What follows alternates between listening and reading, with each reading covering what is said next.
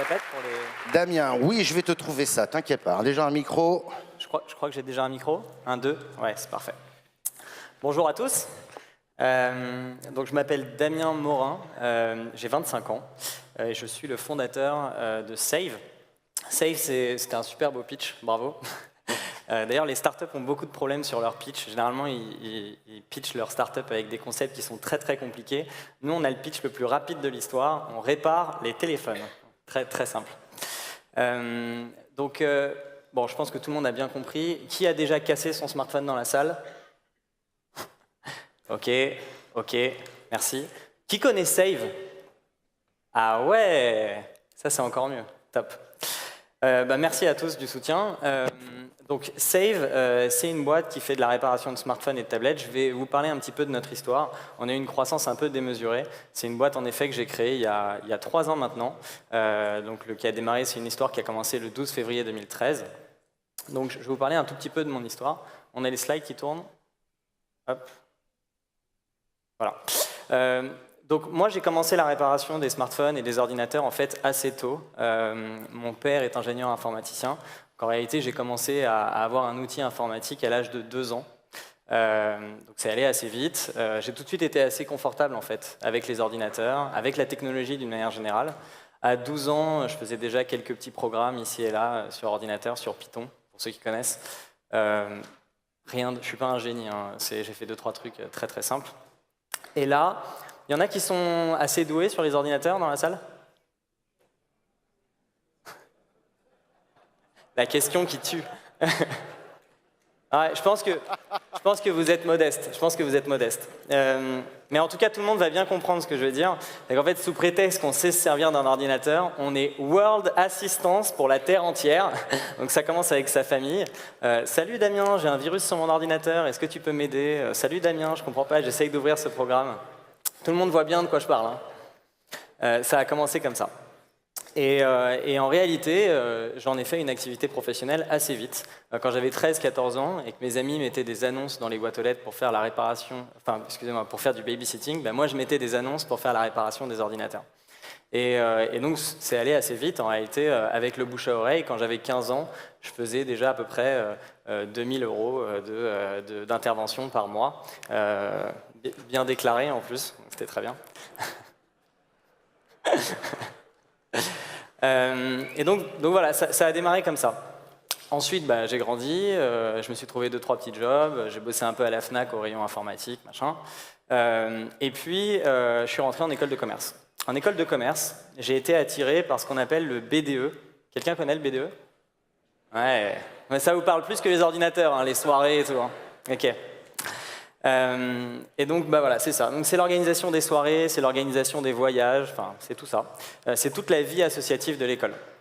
Dans mon école, le BDE, c'était une association qui représentait 1 million d'euros de budget annuel. Et alors 1 million d'euros de budget annuel, en fait, vous êtes à la tête d'une petite PME. C'est une équipe d'une 30aine de personnes et vous gérez et pilotez en fait pas mal de projets, pas mal de budgets en même temps. Et voilà, nous c'est une expérience qui a duré 1 an, qui a vraiment été géniale. J'ai appris énormément de choses, on apprend aussi bien le management, tous les projets doivent être rentables, donc c'était vraiment une super bonne expérience. Quand j'ai rendu l'association, 1 semaine après, je pense que ça m'a un peu donné le goût de l'entrepreneuriat, j'ai monté une première boîte. La première boîte, elle s'appelait Save My Computer. Je ne suis pas parti chercher très loin le deuxième nom. Donc Save My Computer, c'est une boîte qui faisait de la réparation d'ordinateurs avec exactement le même mode de fonctionnement que ce que je faisais quand j'avais 13-14 ans. Donc je mettais des flyers sur les voitures, dans les boîtes aux lettres. Je réceptionnais les demandes clients. Et donc ça, c'était la partie acquisition, marketing. Et puis derrière, j'avais une équipe de techniciens que j'envoyais aller faire les réparations directement chez les particuliers. Et c'était des interventions qui duraient 1 heure, 1h30, bien dopées en France par le service à la personne. Donc 5,5 de TVA, ouais, hein, 5,5 de TVA, c'est bon ça. Hein. 5,5 de TVA et les interventions qui sont déductibles de la moitié des impôts, de la moitié du montant est déductible des impôts sur le revenu. Donc c'était une super bonne expérience. En avançant, j'ai été énormément sollicité pour des smartphones. Tout le monde m'appelait et me disait « Vous réparez les ordinateurs, c'est bien, mais est-ce que vous êtes aussi capable de réparer mon téléphone? Est-ce que vous êtes aussi capable de réparer ma tablette ?» Au début, on dit non. Puis après, vu le flux, on finit par dire oui, fais voir. Donc j'ai démonté un premier appareil, je me suis rendu compte que c'était pas très compliqué. Mais je me suis dit, je vais garder le même modèle, je vais les sous-traiter, en fait, je vais pas m'embêter. Donc j'ai commencé à chercher des boutiques de réparation. Et là, il y a 4 ans, quand vous vouliez faire réparer votre téléphone, c'était compliqué. Vous aviez Barbès, vous aviez Montgalais, vous aviez d'autres endroits comme ça, un petit peu, des petites échoppes d'indépendants dans des quartiers un petit peu populaires. Et vous aviez des services qui n'étaient pas très portés vers le client. Et donc là, je me suis dit, c'est parti, il faut monter une boutique de réparation de smartphones dans Paris. Et alors là, moi je viens d'une famille qui n'a pas vraiment d'argent, donc je suis parti voir mes parents. Et je leur ai dit, maman, papa, il faut ouvrir une boutique de réparation de smartphones dans Paris. Ils m'ont dit, ça commence à bien faire tes conneries. D'abord, il y a eu le BDE. Ensuite, il y a eu ta première boîte, c'est cool. Et là, tu nous demandes d'investir dans une boutique de réparation de smartphones. Je me suis fait jeter en 2 secondes. Et ça ne m'a pas plu. Et donc, j'ai pris mon portable, j'ai pris mon carnet d'adresse et j'ai appelé les 3 potes les plus friqués que j'avais. Donc il y en avait un, fils d'émir à Dubaï, machin, bon, il a eu du mal à comprendre le truc, il m'a dit mais je comprends pas, les gens quand ils cassent leur téléphone, ils en rachètent un. Non. Pas toujours en tout cas. Et donc j'ai trouvé un investisseur auprès d'un ami proche qui s'appelle Romain Peugeot, qui est un des petits-fils de la famille Peugeot, qui du coup construisait des voitures pour tout le monde, et donc je pense qu'il a un peu plus compris le business. Et donc, il m'a dit, moi j'investis dans ta boîte. Et en 48 heures, il m'a fait un chèque de 50 000 €, ce qui m'a permis d'ouvrir une première boutique. Alors, la première boutique, c'est cool, mais quand vous êtes en 4e année d'école de commerce, c'est compliqué. Donc, il faut tout de suite recruter 2 personnes pour couvrir l'intégralité de l'amplitude horaire de l'ouverture de la boutique. Il faut s'organiser quand même, parce que quand vous êtes en 4e année d'école de commerce, vous avez globalement 20 heures de cours par semaine. Vous en avez à peu près autant de travail à la maison. Moi, en plus, je bossais dans une boîte de nuit 3 soirs par semaine. Donc, en réalité, c'était un petit peu de logistique, mais j'y suis allé. C'est une boutique qui a très bien fonctionné. Au bout de 3 mois, on était break-even, donc on atteignait nos charges, on couvrait nos charges. Et ensuite, on a été contacté par un grand groupe qui s'appelle Altran, qui est une SS2I, qui nous a appelé, qui nous a dit nous, on a 7000 téléphones en flotte, c'est génial ce que vous faites pour les particuliers. Est-ce que vous êtes capable de le faire pour un grand groupe ? La réponse est oui, évidemment. Donc j'ai enfilé un costard. Entre 2 cours, j'y suis allé. J'avais rendez-vous avec le directeur groupe Altran, achat. Il dit OK. Je me suis fait des cartes de visite spécialement pour l'événement, machin. Je débarque. Je négocie le contrat. Super. Après, il me demande d'envoyer mon cabis.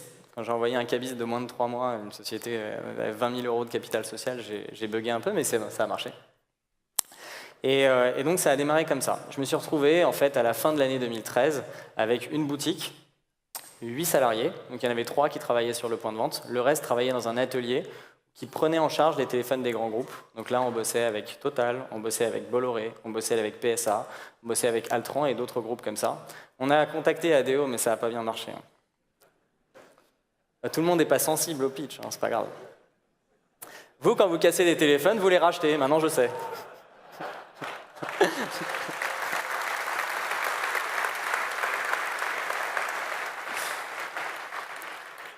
Mais vous voulez que je vous dise, cette boutique, ces gens, etc., ça ne me suffisait pas. Je pense qu'il faut être inspiré un petit peu aussi quand on monte une boîte. Arnold Schwarzenegger, vous pouvez penser que c'est pas le mec le plus inspirant du monde, mais c'est un mec qui a débarqué d'Italie aux US, il a dit Hollywood c'est la guerre, il est devenu bodybuilder, maintenant il est gouverneur de Californie, je peux vous dire qu'un jour ce mec-là il sera président des États-Unis, tout est possible pour lui. Parce que c'est un mec qui a de la persévérance. Je dis pas que j'en ai, mais c'est important d'aller chercher auprès d'entrepreneurs, auprès de gens un peu inspirants comme ça, ce que vous avez envie de faire, ce que vous avez envie de devenir. Une boutique, ça ne me suffisait pas du tout. Et donc, là, je me suis entouré d'associés, je me suis dit déjà j'ai besoin de temps. Donc j'ai eu 2 copains qui sont venus dans l'entreprise, un pour s'occuper de la partie B2B, l'autre pour s'occuper de la boutique. Et là, je me suis mis à chercher des fonds pour ouvrir tout de suite 10 boutiques. Et là, un fonds venture, donc cet investissement-là, c'est des fonds d'investissement qu'on appelle venture. Un fonds venture n'est pas très intéressé par des boutiques de réparation de smartphones, dans Paris en tout cas. Et donc on n'a pas été très convaincant auprès des fonds, mais en revanche on a été convaincant auprès d'un accélérateur de start-up qui s'appelle The Family. Et alors The Family, ils nous ont accompagnés vers notre transition de devenir une start-up. Et donc aujourd'hui, qu'est-ce qu'on fait? Aujourd'hui, on fait ça. C'est des petits corners qui font environ 15 mètres carrés et qui sont situés au milieu des allées des centres commerciaux, sur laquelle on va pouvoir faire la réparation de vos smartphones en une vingtaine de minutes. Ça dure 20 minutes, c'est environ 40% moins cher qu'un constructeur, si vous allez chez Apple, chez Samsung, chez Nokia et autres. Et en plus de ça, c'est une réparation d'une grande qualité qu'on matérialise par une garantie de 1 an. Vous avez exactement la même perception que le téléphone quand vous le sortez de la boîte, ce qui n'est pas toujours le cas quand vous allez dans des petits boui-boui ou chez des indépendants. Et ça c'est notre métier. Alors aujourd'hui, qu'est-ce qu'on fait? Les hommes mentent, les femmes mentent, la data ne ment jamais. L'année dernière, on a démarré l'année 2015, on était 25 personnes dans la boîte et on avait 6 points de vente, globalement en région parisienne. On a terminé l'année 2015 en 1 an à 387 collaborateurs et 125 points de vente en Europe.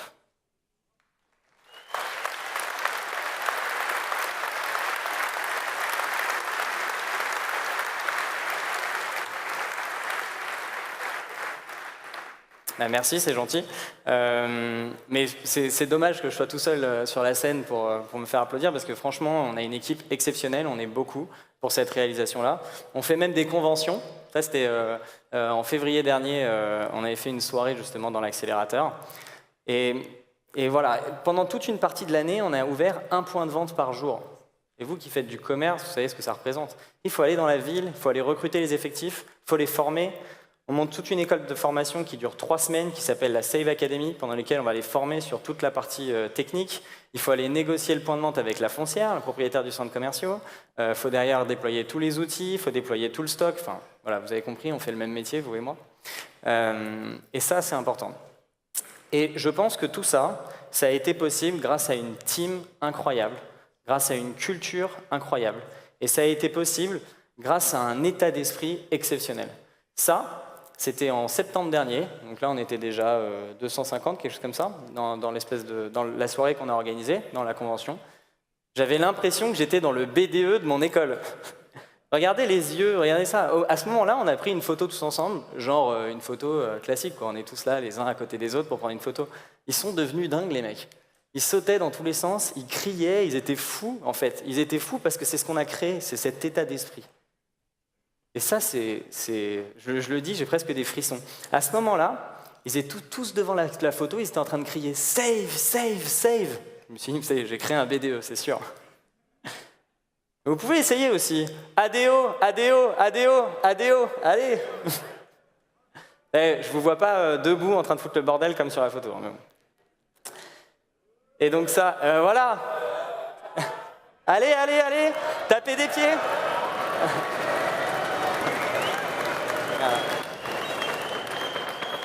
Ça là, le bordel que vous êtes en train de foutre, c'est ce qui va faire votre succès worldwide demain. C'est cet état d'esprit de vainqueur. Et je pense que c'est ça qu'on a taclé chez Save. Et c'est de ça dont j'ai envie de vous parler, c'est l'expérience que j'ai envie de partager. En fait, quand on parle de Save, tout le monde voit ça. Alors qu'en réalité, ce qui est important, c'est ça. À la fin de la journée, vous pouvez avoir les meilleurs points de vente du monde, vous pouvez avoir les meilleurs emplacements du monde, vous pouvez avoir le meilleur prix, le meilleur service, les meilleures pièces détachées. Si vous n'avez pas ça, tout ça, ça ne sert à rien. À l'inverse, vous pouvez avoir le point de vente le pire du monde, vous pouvez avoir le prix le plus naze du monde, vous pouvez avoir le service le plus horrible. En fait, si vous avez les bonnes personnes, tout ça, ça va s'améliorer de manière incroyable et vous allez quand même faire du chiffre. Pourquoi ? Parce que ce qui compte en fait dans une boîte, c'est fait d'hommes. Et d'ailleurs, je le vois bien pendant cette convention, ça se voit. Une boîte, c'est fait d'expérience, c'est fait d'envie, c'est fait d'état d'esprit. Et ça, c'est ce que j'ai appris avec les 2 ans d'expérience chez Save, et c'est ce que j'essaye de reproduire et de garder, même à des niveaux beaucoup plus élevés en termes de nombre de réparations, de nombre de collaborateurs. Alors, ça, on l'a compris assez vite avec ce qu'on appelle chez nous le CARE. Le CARE, en réalité, c'était un département qu'on avait construit pour pouvoir améliorer le service pour nos clients. Et on s'est rendu compte qu'en fait, ça ne servait à rien. Pour que nos clients ils aient une expérience exceptionnelle, l'effort ne devait pas être sur nos clients, il devait être sur les collaborateurs. Parce que si les collaborateurs sont engagés dans leur mission, si les collaborateurs ils sont engagés dans le projet, si les collaborateurs ils aiment la boîte, en fait derrière tout déroule. Vous n'avez rien de plus à faire. Les clients ils vont avoir une expérience exceptionnelle. Parce que vous pouvez faire tout le système informatique que vous voulez, vous pouvez avoir une très belle boutique, faire du super marketing. À la fin de la journée, le client, il vient et il est en relation avec un collaborateur. Et ça, vous ne pouvez rien y faire. Nous, chez Save, on fait 1 milliard de trucs. Même le ticket de caisse, on ne le donne pas directement au client, on le met dans une espèce de petite pochette qu'on donne à nos clients. On peut leur dire la manière dont il faut dire bonjour, on peut leur dire la manière dont il faut dire merci, au revoir. On peut même le brander. Bonjour dans la maison des sauveteurs, vous venez d'être sauvés. On peut faire tout ça. Mais tout ça, ça ne sert à rien si votre collaborateur, il n'y croit pas et qu'il n'a pas ça dans les tripes. Il faut qu'il le vive. Et ça, c'est un truc qui est hyper important à créer. Alors du coup, comme toutes les boîtes, on a construit nos valeurs. Mais moi, je ne voulais pas les valeurs, vous savez, écrites sur le coin d'un mur, genre respectez-vous les uns des autres. Les valeurs, ça doit être un parti pris. On doit être capable de pouvoir exprimer la valeur et de pouvoir dire l'inverse, et ça devrait pouvoir s'appliquer dans une autre boîte. Le S de Save, par exemple, c'est ship it fast, keep it simple. Gardez tous vos projets simples et gardez vos projets simples et exécutez-les rapidement. On pourrait dire l'inverse. On pourrait dire prenez votre temps, analysez et exécutez. Nous, on ne dit pas ça. On dit foncez. Le A, c'est ambition is not an option. L'ambition n'est pas une option. Le V, victory comes as we learn. Quand vous y pensez, faire une erreur, c'est avoir l'immense opportunité de ne pas la reproduire. Le E, excellence is in the details. Nous, ce qu'on pense, c'est qu'une boîte exceptionnelle, ça se passe par plein de petits détails. Et d'ailleurs, ici, j'en vois plein. Moi, je suis sensible à tous ces détails. C'est le truc qui me percute le plus. Et on a une vision long terme, et on est persuadé que ce qu'on fait, ça a de la valeur sur le très long terme. On n'est pas juste en train de changer des écrans d'iPhone 5 au milieu des allées dans les centres commerciaux. Ça, nous, on pense que c'est la première porte d'entrée de la technologie dans votre quotidien. Mais c'est la toute première. Nous, ce qu'on pense, c'est que ça, c'est une révolution, parce que c'est la première fois que vous avez un accès à la technologie, à des apps, à plein d'autres choses, dans votre poche, rapidement, etc., etc. Mais demain, vous allez avoir une montre connectée, vous allez avoir un bracelet connecté, vous avez déjà un laptop, vous avez déjà une tablette, vous allez peut-être même avoir une puce dans votre bras. J'en sais rien, c'est pas mon métier d'inventer ça. Mais en tout cas, ce sera mon métier de les sauver, parce que tous ces produits-là, ils arrivent. En 2012, c'est vendu 200 millions de smartphones dans le monde. En 2015, 1,4 milliard. En 2016, cette année, 2 milliards. Et ça, c'est juste le smartphone. Et nous, on a une deuxième thèse qui est sur les usages. C'est qu'en fait, aujourd'hui, ça, c'est des textos, c'est des appels, c'est vos mails, c'est un Uber une fois de temps en temps quand vous rentrez bourré le vendredi soir, un truc comme ça. Mais c'est pas encore les clés de votre bagnole, c'est pas encore votre carte de crédit, c'est pas encore un tracker qui va détecter quand vous arrivez à la maison pour pouvoir ouvrir la porte de votre garage. Mais tout ça, c'est des usages qui arrivent en fait sur ces appareils-là. Donc nous, on est persuadés que ce qu'on est en train de faire, c'est en fait... On prend en photo, ça va être pas mal. Nous, on est persuadés que ce qu'on est en train de faire, c'est quelque chose qui compte sur le long terme. Et du coup, toutes les personnes qui travaillent sur ce domaine-là, ils peuvent nous craindre. Parce qu'en un an, on a construit en France une boîte qui a 25% de part de marché sur la réparation des smartphones. Demain, des ordinateurs, après-demain, des tablettes, et qui demain va pouvoir faire du transfert de données, de l'achat-revente et n'importe quel autre produit autour de la technologie. On a construit ça en un an, et on va y aller, pays après pays. Vous savez ce qu'on est en train de faire aujourd'hui ?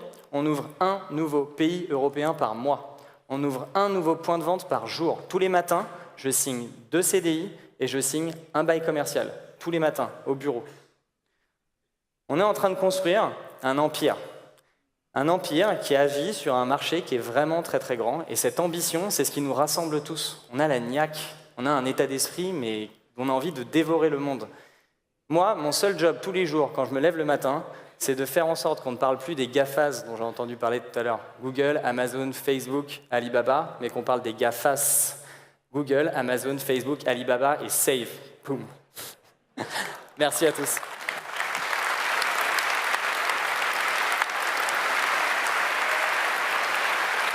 Merci Damien. Reste un peu avec nous encore. Je crois qu'il y a quelques réactions de la part du public. On va les afficher On va les afficher à l'écran. Si j'ai bien compris, tu embauches tous les jours, ça t'arrête pas là. On a prévu en 2016 d'employer 1000 nouveaux collaborateurs. 1000 collaborateurs fin 2016, c'est ça? Fin 2016, on sera à 1400. D'accord, ils ont commencé il y a 3 ans à 3.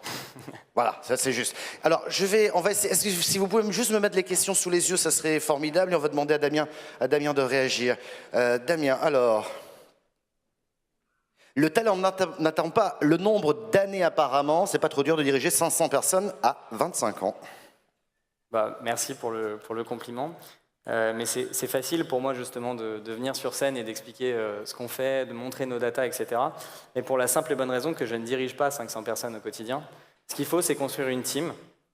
Moi, dans mon quotidien, dans les missions que j'ai au jour le jour, une des grandes missions, c'est d'employer ce qu'on appelle des A-players dans l'environnement startup. Il y a vraiment un jargon. Des A-players qui sont les meilleurs éléments possibles que vous pouvez attirer à un instant T.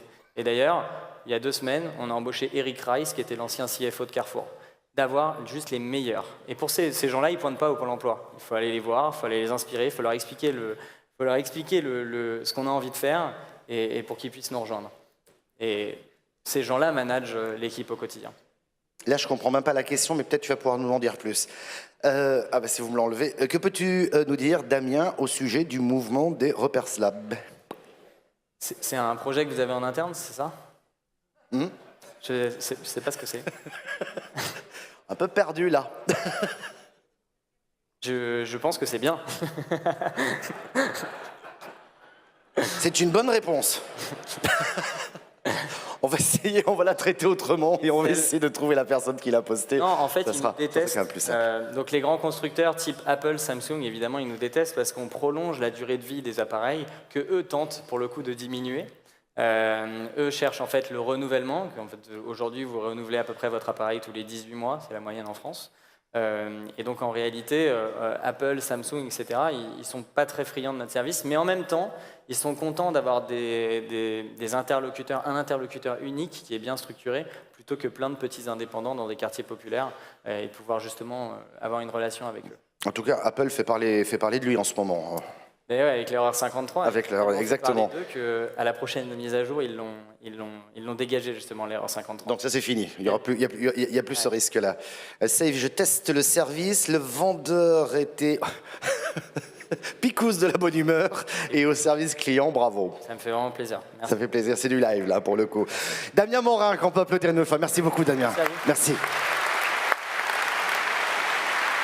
Merci à toi.